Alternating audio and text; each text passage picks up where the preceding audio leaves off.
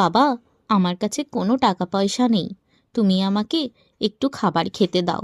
কি বলবো বুড়িমা, আমার হোটেলে একদম বেচাকেনা নেই।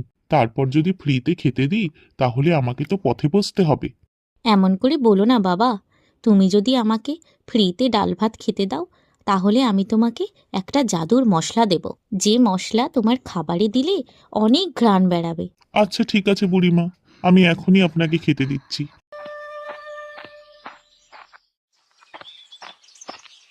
ও মা, আজকে কি শীতটাই না পড়েছে। এই শীতের মধ্যে সকাল সকাল হোটেল যেতে একদম ভালো লাগে না। বাবা যদি প্রতিদিন হোটেলে খাবার রান্না করতো তাহলে আর আমাকে এত কষ্ট করতে হতো না। কে কে তুমি? দয়া করে আমাকে একটু সাহায্য করো, আমি যে খুব বিপদে পড়েছি। এটা এটা কি রে বাবা? এটা তো আমি প্রথম দেখছি।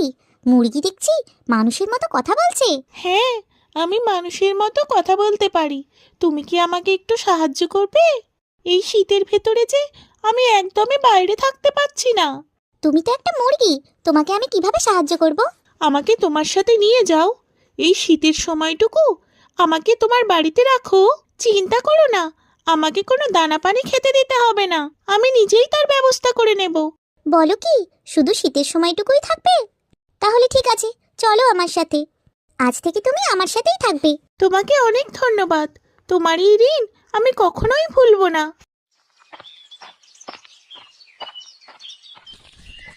বা, তোমার হোটেলের খাবারগুলি খুবই মজার লাগলো।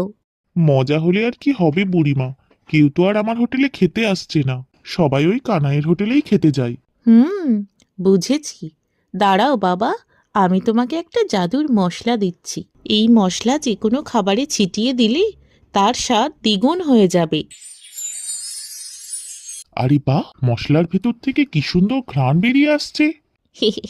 এই মশলা দিয়ে খাবার রান্না করলে আরও ঘ্রাণ বেরোবে। এই মশলা তোমার খাবার রান্না করতে ব্যবহার করো। আমি এবার আসি। ঠিক আছে বুড়িমা, আমার হোটেলে আবার আসবেন। হ্যাঁ বাবা, বেঁচে থাকলে অবশ্যই আসবো।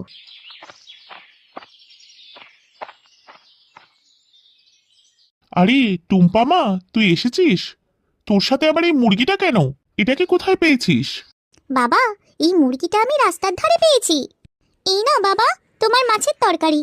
তরকারি তো এনেছিস টুম্পা, কিন্তু হোটেলে তো আজ একদমই খদ্দের আসছে না। বলো কি বাবা, আজও হোটেলে কেউ আসছে না? না রে টুম্পা, দাঁড়া টুম্পা, তোকে এক কৌটো মশলা দিচ্ছি। মাকে বলবি কাল থেকে যেন এই মশলা দিয়ে রান্না করে। কাল কি রান্না করতে বলবো বাবা? ঘরে যে রান্না করার মতো মাছও নেই।